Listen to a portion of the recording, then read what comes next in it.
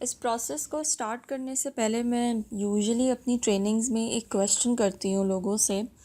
तो मैं आप लोगों से भी ये सवाल करना चाहती हूँ कि जब भी आप किसी भी प्रोडक्ट या किसी भी सर्विस को ऑप्ट करने की, ख़रीदने की या एक सर्वे करने की कोशिश करते हैं, तो ऑब्वियसली जो एक सेल्स कंसल्टेंट होता है जो उस प्रोडक्ट को या उस पर्टिकुलर सर्विस को सेल कर रहा होता है, तो आप उसमें क्या क्या खूबियाँ देखते हैं?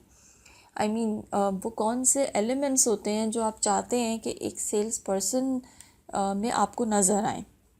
ठीक है, तो यहाँ पर ये कुछ एलिमेंट्स लिखे हुए हैं। फॉर एग्ज़ाम्पल हम बात करते हैं वर्क एथिक्स की, राइट?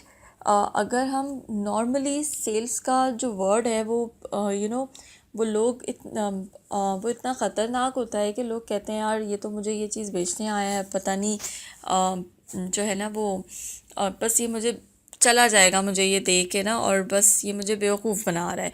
तो दिस इज़ अ कॉन्सेप्ट, और लोगों का ये माइंडसेट है इंश्योरेंस को लेके भी। और कि जब भी सेल्स की बात आती है लोगों का एक ये माइंडसेट होता है।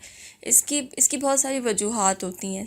हो सकता है कि कभी किसी का एक्सपीरियंस ख़राब हुआ हो सकता है कि किसी ने किसी से कुछ ऐसा नेगेटिव सुना हो। तो द पॉइंट इज़ कि जो सबसे पहली चीज़ जो हमारे माइंड में आती है जब भी हम कोई भी प्रोडक्ट या सर्विस ख़रीदने के लिए जाते हैं, सबसे पहली चीज़ हमारे माइंड में आती है उस बंदे का वर्क एथिक्स, कि यार ये मुझसे झूठ तो नहीं बोलेगा, ये मुझसे झूठ बोल के तो नहीं कोई चीज़ मुझे बेचेगा, तो ये चीज़ बड़ी इंपॉर्टेंट होती है। उसके बाद आती है आपकी interpersonal and your communication skills, कि द वे यू टॉक, उसमें प्रोफेशनलिज्म है या नहीं है, आप उससे सही तरीके से बात कर रहे हैं नहीं कर रहे हैं, आप अगर उसको प्रोडक्ट की डिटेल बता रहे हैं तो जो आपका प्रेजेंटेशन स्टाइल है या जो आपकी प्रेजेंटेशन स्किल्स हैं वो अप्रोप्रिएट हैं या नहीं है। Time management is also important, कि अगर किसी ने आपको टाइम दिया है तो आप प्रॉपर टाइम पे आ रहे हैं या नहीं आ रहे हैं, उस टाइम वक्त पे आप पहुंच रहे हैं कि नहीं पहुंच रहे हैं। योर कॉन्फिडेंस इज़ अ की, कि आपके अंदर कॉन्फिडेंट है, आप कॉन्फिडेंस है या नहीं है, आप उससे बात कर पा रहे हैं या आप बहुत ज़्यादा हेजिटेशन फील कर रहे हैं, बहुत ज़्यादा नर्वस हो रहे हैं और आप अपना मैसेज उससे कन्वे नहीं कर पा रहे। Competitors knowledge is also important. ये चीज़ बहुत ज़्यादा इंपॉर्टेंट है जब भी हम कोई भी नई चीज़ ख़रीदने जाते हैं, ठीक है? स्पेशली वो चीज़ जो चीज़ एक्सपेंसिव होती है, जिसके हम ज़्यादा पैसे दे रहे होते हैं, तो हम हमेशा उस चीज़ पे पहले सर्वे करते हैं। कभी भी ऐसा नहीं होता कि हम एक जगह जाएं और वो चीज़ ख़रीद लें। हम एक जगह सर्वे करेंगे, फिर हम दूसरी जगह सर्वे करेंगे, हम उसकी क्वालिटी भी देखेंगे, हम उसके मॉडल्स भी देखेंगे, हम ये भी देखेंगे कि कौन सी चीज़ हमें कहाँ से सस्ती मिल रही है, कहाँ पे हमें ज़्यादा फ़ायदा हो रहा है, तो एंड देन हम उसका डिसीजन लेते हैं। इसी तरीके से जब इंश्योरेंस की बात आती है तो आपको बीइंग अ फाइनेंशियल एडवाइज़र, एक अच्छे फाइनेंशियल एडवाइज़र की ये निशानी होती है कि वो थोड़ा सा इर्द गिर्द जो आपके कॉम्पिटिटर्स हैं उनको भी स्टडी करे, उनके प्रोडक्ट्स की भी उसको थोड़ी बहुत नॉलेज हो, उनका भी उसको पता हो कि उनकी क्या प्रोडक्ट्स हैं, उनके क्या रेट्स हैं, वो किस तरीके से उनका प्रोसेस चल रहा है, ताकि जब आप अपने क्लाइंट से मिलें तो आप अपने क्लाइंट को जब अपनी प्रोडक्ट बताएं तो आप उन्हें ये बता सकें कि हाउ आप जो प्रोडक्ट है is better as compare to the market and competitors, और इस कॉम्पिटिटर की प्रोडक्ट पर आपकी प्रोडक्ट में क्या फ़र्क है।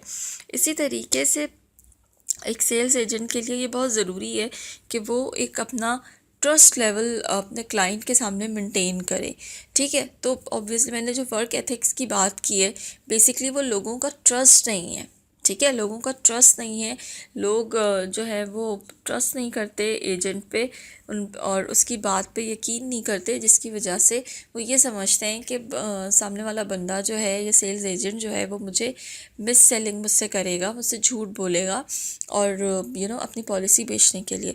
तो एक ट्रस्ट का जो एलिमेंट होता है वो बड़ा इंपॉर्टेंट होता है एक क्लाइंट और एक एजेंट के दरमियान।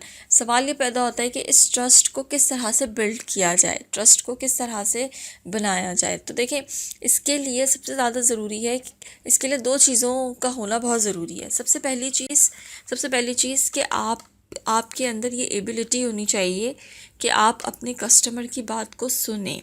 आपके अंदर लिसनिंग पावर होनी चाहिए, आपके अंदर लिसनिंग स्किल्स होनी चाहिए, आपके अंदर इतना तहामुल होना चाहिए, इतना पेशेंस होना चाहिए कि आप अपने कस्टमर को बोलने दें, ताकि ताकि आप अंडरस्टैंड कर सकें कि आपके कस्टमर की क्या नीड है, पहली चीज़।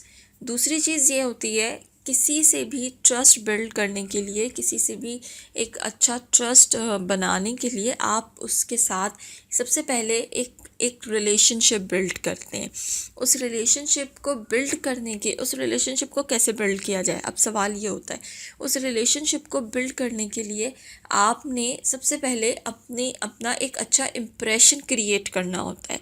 जब आपका वो इम्प्रेशन क्रिएट होता है तो आपका वो ट्रस्ट बिल्ड होता है, और जब वो ट्रस्ट बिल्ड होता है तो आपकी रिलेशनशिप स्टार्ट होती है इतनी बेच वहाँ से। और उस रिलेशनशिप को एक लॉन्ग टर्म रिलेशनशिप आप जितना बनाएंगे, आपका ट्रस्ट जो है वो बिल्ड होता चला जाएगा। And then you need to be customer oriented. Customer oriented कहते हैं कि आपने अपनी प्रोडक्ट नहीं बेचनी कि बस मैं किसी तरीके से अपनी प्रोडक्ट अपने क्लाइंट को बेच दूँ और किसी तरीके से वो मुझसे ये प्रोडक्ट ले ले। No, you need to be customer oriented. You need to tell the person that why this product is better for him, कि आपने ये प्रोडक्ट उसके लिए बनाई है। This is a product that you have designed for him, and this is the best product that you are selling to him. ठीक है, तो आपने कस्टमर ओरिएंटेड होना है। इसमें कस्टमर सर्विसेज भी आती हैं, इसमें आपकी पेशेंस भी आती हैं, इसमें आपकी कस्टमर एक्सेलेंस सर्विसेज आती हैं, इसमें आपकी कर्टेसी आती है, ये सारी चीज़ें आती हैं। And then your dressing and grooming, कि आप किस तरीके से अपने आप को प्रेजेंट कर रहे हैं, आप कितने प्रेजेंट हैं, इस पर हम ऑलरेडी बात कर चुके हैं ड्रेसिंग एंड ग्रूमिंग पे। Then you also need to have an ability to understand your customer needs. ठीक है, फॉर इंस्टेंस अभी आप लोगों ने ओएल के बारे में भी काफ़ी चीज़ें पढ़ी हुई हैं। ठीक है, तो आप यहाँ पर अंडरस्टैंड करते हैं कि भाई अगर एक बंदा है वो मैरिड है, ठीक है, तो उसके बच्चे हैं, तो देन आप उसको वेडिंग प्लान्स या आप उसको मैरिज प्लान्स ऑफर कर रहे होते हैं। तो you understand the customer need and then you offer the product to them तो you need to have that ability in yourself being a financial advisor, and then you also need to have a proper product knowledge. हमारे यहाँ agents को knowledge product की नहीं होती, ठीक है, and then वो जब इंफॉर्मेशन डिलीवर करते हैं तो वो हिचकिचाहट, वो हेजिटेशन उनकी आवाज़ में नज़र आ जाती है, और उसका जो रिफ्लेक्शन होता है वो उनकी बॉडी लैंग्वेज में और उनकी कम्युनिकेशन में आ रहा होता है। तो आपने इस चीज़ का भी ख्याल करना है कि आपके अंदर सेलिंग स्किल्स तो हो, वो तो हम आपको ट्रेनिंग और प्रेजेंटेशंस के थ्रू सिखा रहे हैं, बट आपको इस चीज़ का भी ख्याल करना है कि आपके अंदर एक प्रोडक्ट नॉलेज भी हो, आपको प्रोडक्ट के बारे में भी पता हो, आपको उस प्रोडक्ट के फीचर्स के बारे में पता हो, ताकि आप अपने कस्टमर को प्रॉपर तरीके से कम्युनिकेट कर सकें। ओके।